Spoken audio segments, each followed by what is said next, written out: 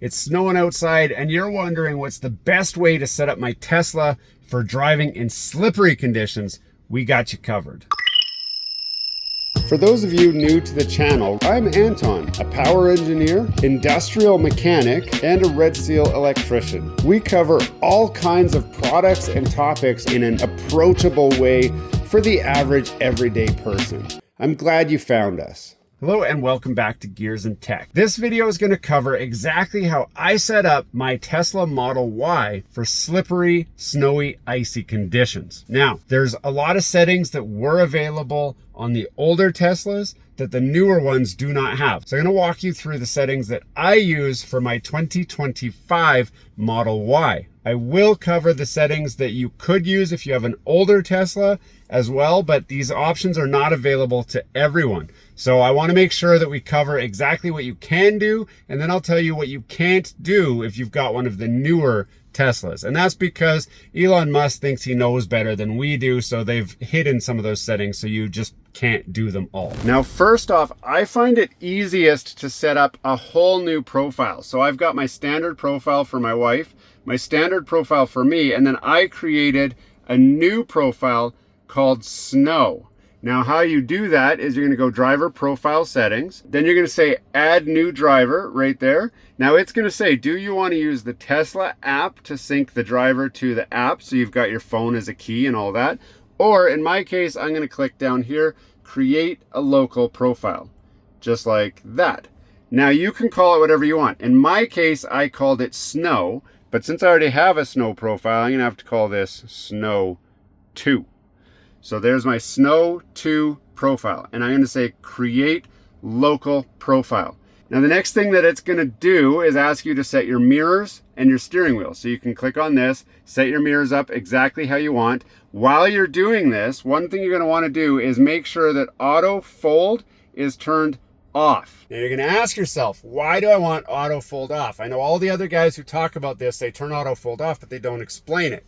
The reason why you want to turn off auto fold is because with the snowy, icy conditions, it's very common to get a lot of snow buildup, especially where I live.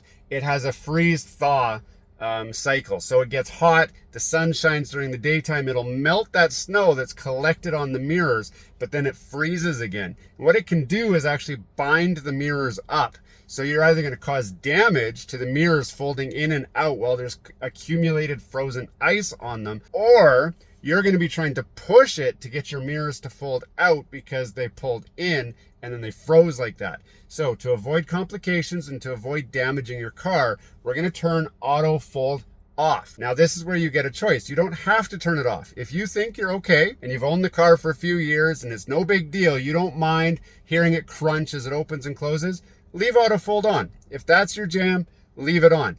But for those of us who want to just, make sure we're not putting extra wear and tear on our car, auto fold off. Hey guys, future Anton here. Be sure to stay to the end because I've got a special trick that might save you a little bit of hassle, but you got to stay right to the end for that one. So I'll show you the settings that we're going to change now, and we'll walk you through why we're changing those settings. So again, in our Snow profile, we're going to go, most of what you want to do is going to be in the Dynamics tab. This is for new Teslas with new software, okay? The biggest thing is we're going to set our acceleration to chill. This is going to reduce the power when you're accelerating a little bit so that you can have a more linear gas pedal feel, which will allow you to ease onto the throttle and not cause slipping. The next thing a lot of people like to do is switch your steering to light. If you don't want to go light, you should at least go standard. You don't want heavy steering, mostly because it affects your steering wheel feedback. So you're not going to feel the road as well. So when you're slipping, your reaction is going to be a little bit slower. So light or standard. In my case, I'm going to use it as standard. The next thing I do is turn off the apply brakes when regenerative braking is limited. Okay, this will have a similar effect to reducing the one pedal driver setting. Now, one thing you don't have on here anymore is the ability to turn off regenerative braking and to turn off one pedal driving. We can reduce it but we can't shut it off. If you have an older Tesla or a Tesla that has older software, you will have the option to turn off regenerative braking, and you have the option to turn off one pedal driving. If you see those options, you should also turn those off or reduce them while you are setting up your snow mode setting. You can keep the auto dim, you can keep auto tilt and all of that. That's okay, right? And then we're just gonna set those all up. Then steering wheel, again, you're gonna set your steering wheel exactly how you want it. When you're done, then we go like this. Now I've got snow 2. Now if you want, you can turn easy entry mode on or off. That's up to you. In my case, I usually leave it on. So once we've got it all done, now we can click close. We can make sure that we're in snow mode 2 or snow mode as our case may be. Now the important thing to note is your car is going to go to your personalized setting when you're using phone as a key. So when I get in the car, it's going to go to the Anton driver setting automatically. So when I get in my car, I need to pull down driver menu and then pick snow.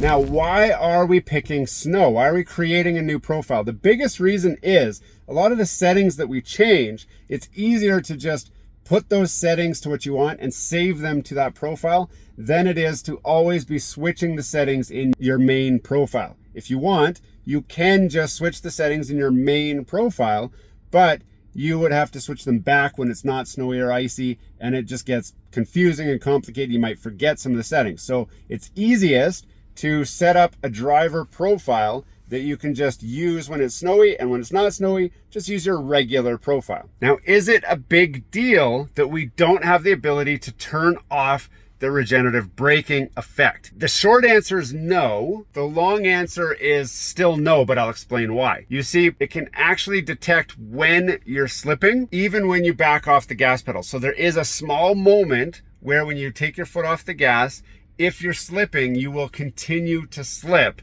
because the regenerative braking is trying to work, but it'll detect that your tires are locked up and you're slipping, so it will release the regenerative braking to allow you to control your skid and your steering.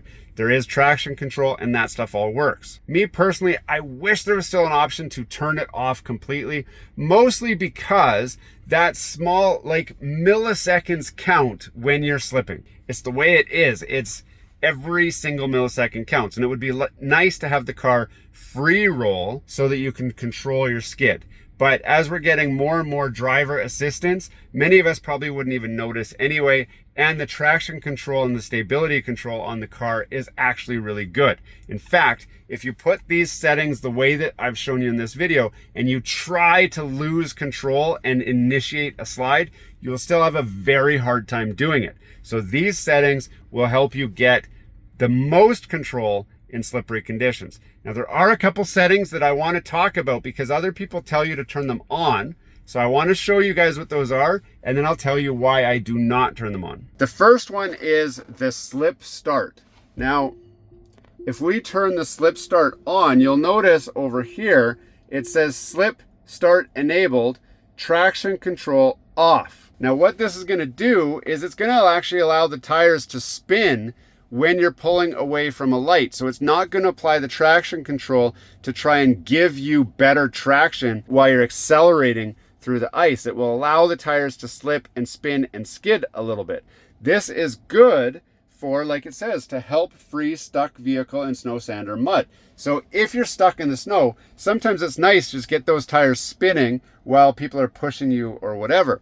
But most of the time, you don't want slip start enabled, right? You also don't want off-road assist going. You'll notice when we turn off-road assist on, it switches the acceleration to standard mode automatically. So I can't have chill mode anymore. It locks it. But if we look at the details, it says adjusts traction control to optimize performance off-road. So you lose safety, autopilot safety features, and you'll notice with this on, it also turns off our traction control. Now we want the traction control on for while we're driving around anyway. So I'm going to leave off-road assist off. Now, if you are stuck in the snow, or if you're trying to go where the snow is a little bit deeper, absolutely. turn the slip start on, turn the off-road mode on, because that's going to give you the best chance to stay unstuck while you're driving through that snow.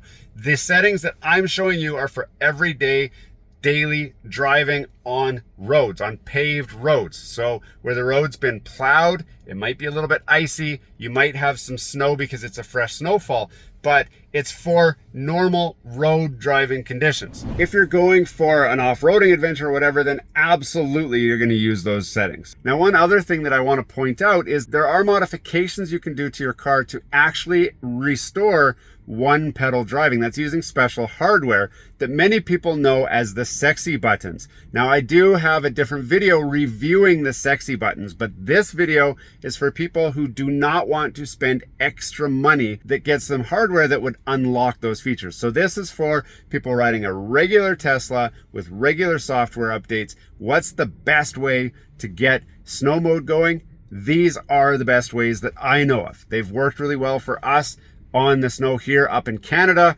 And there's one thing that we do know, and that is snow. I hope that helped you out. If there was a setting that I missed or something that you like to enable or turn off or whatever, let me know about it in the comments. I'd love to share it with the group if I missed something or this video needs an update that's more complete. But based on the settings right now, the firmware right now, these are the best we can do for setting a snow profile. Future Anton here. Glad you guys have been all caught up now. So I want to show you that top secret trick that I wanted to show you guys. So here we go. We're gonna jump into the car here. I'm gonna show you. So yeah, that's fine.